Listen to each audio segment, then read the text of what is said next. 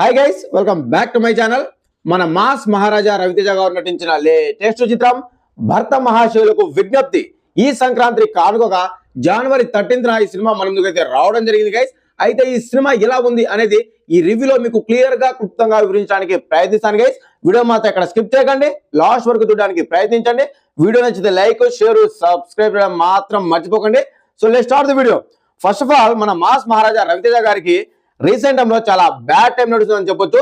So తన నుంచి వస్తున్న ప్రతి ఒక్క సినిమా కూడా థియేటర్ వద్ద, బాక్స్ ఆఫీస్ వద్ద డిజాస్టర్ టాక్ ని సొంతం చేసుకోవడంతో చాలా అంటే చాలా డిసప్పాయింట్ కలగజేస్తున్నారు మన మాస్ మహారాజా రవితేజ గారు.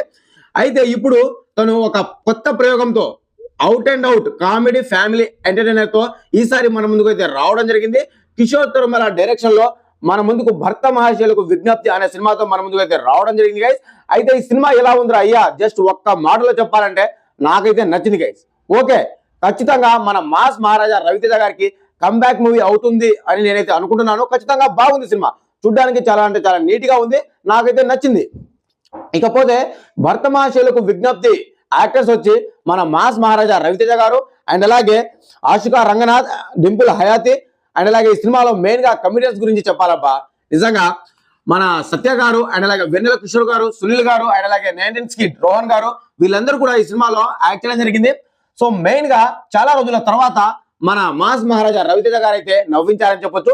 ఆయన దగ్గర నుంచి మన ప్రేక్షకులు ఏదైతే ఎక్స్పెక్ట్ చేస్తారో ఖచ్చితంగా అదైతే ఇచ్చారు.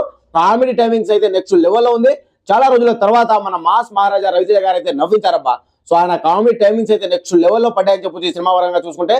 ఇకపోతే ఈ సినిమాలో సునీల్ గారు కానివ్వండి అండ్ అలాగే వెన్నెల కిషోర్ గారు కానివ్వండి, ఇక సత్య గారు అయితే వస్తున్న ప్రతిసారి స్క్రీన్ మీద కనిపిస్తున్న ప్రతిసారి కూడా నెక్స్ట్ లెవెల్లో కామెడీ అయితే వస్తుంది.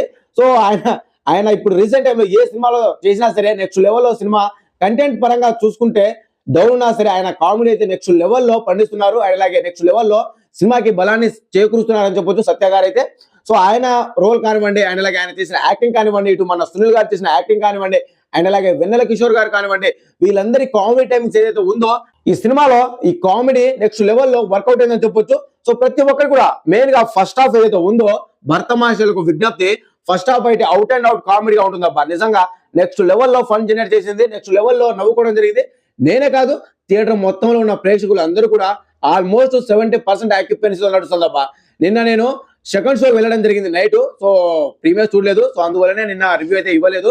సో ఈ రోజు అంటే నిన్న 13th నైట్ సెకండ్ షోకి అయితే వెళ్ళడం జరిగింది. ఈ సినిమా ఆల్మోస్ట్ నైట్ షో 70% ఆక్యుపెన్సీతో నడిచిందబ్బా.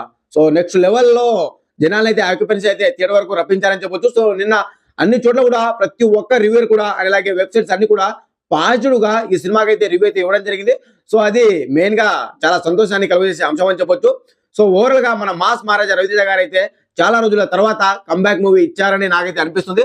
సో నాకైతే నచ్చింది అబ్బా, సినిమా అయితే నాకైతే నచ్చింది. సో ఖచ్చితంగా ఫ్యామిలీతో కలిసి వెళ్ళొచ్చు. సో అడల్ట్ కంటెంట్ ఏమైనా ఉందా అంటే, సో హీరోయిన్స్ ఎక్స్పోజింగ్ తప్ప అంతగా అడల్ట్ కంటెంట్ అయితే ఏది లేదు. సో ఫ్యామిలీతో కలిసి చూడొచ్చు అంటే ఖచ్చితంగా చూడొచ్చు అది. సో సెకండ్ హాఫ్ కొద్దిగా లాగ్ అయిన ఫీలింగ్ అండ్ అలాగే కొద్దిగా బోరింగ్ అనిపిస్తుంది. కానీ సో ఫస్ట్ హాఫ్ ఉన్నంత సినిమా సెకండ్ హాఫ్ అయితే లేదబ్బా. ఫస్ట్ హాఫ్ ఉన్న విధంగా సెకండ్ హాఫ్ కూడా అదే రేంజ్ లో వెళ్ళి ఉంటే నిజంగా వేరే లెవెల్లో ఉండేది సినిమా.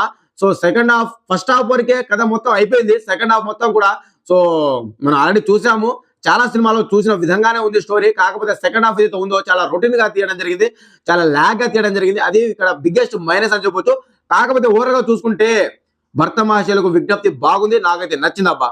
సో ఖచ్చితంగా వన్ టైం వాచబుల్ మూవీ, ఖచ్చితంగా చూడొచ్చు.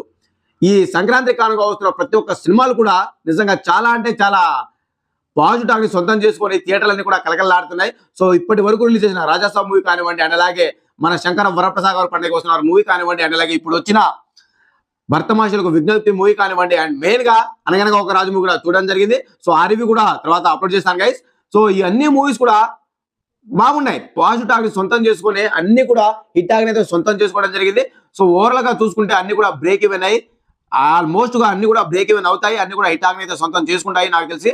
సో ఇది గైస్ ఓవరాల్ గా భర్త మహాశయులకు విజ్ఞప్తి మూవీతో మన మాస్ మహారాజా రవితేజ గారు అయితే నెక్స్ట్ లెవెల్లో పర్ఫార్మెన్స్ అయితే ఇవ్వడం జరిగింది. అండ్ అలాగే ఆయన కామెడీ టైమింగ్స్ తో పాటు ఆయన యాక్టింగ్ పరంగా కానివ్వండి అండ్ అలాగే ఇటు స్టోరీ పరంగా కానివ్వండి, ఓవరాల్ గా చూసుకుంటే సినిమా అయితే బాగుంది, వన్ టైం వాచబుల్ మూవీ, ఖచ్చితంగా చూడొచ్చు. సో ఇది గైస్ ఓవరాల్ గా భర్త మహాశయులకు విజ్ఞప్తి. మీరు చూస్తుంటే మీకు ఎలా అనిపించిందో కామెంట్ చేయండి. అండ్ అలాగే వీడియో నచ్చితే ఒక లైక్, ఒక షేర్ అండ్ అలాగే మన ఛానల్ ని సబ్స్క్రైబ్ చేసుకోండి గైస్. మరొక ఇంట్రెస్టింగ్ అప్డేట్ ముందుకు అయితే రావడం జరుగుతుంది. అండ్ నేను బై బై చూసానుగా. Thank you.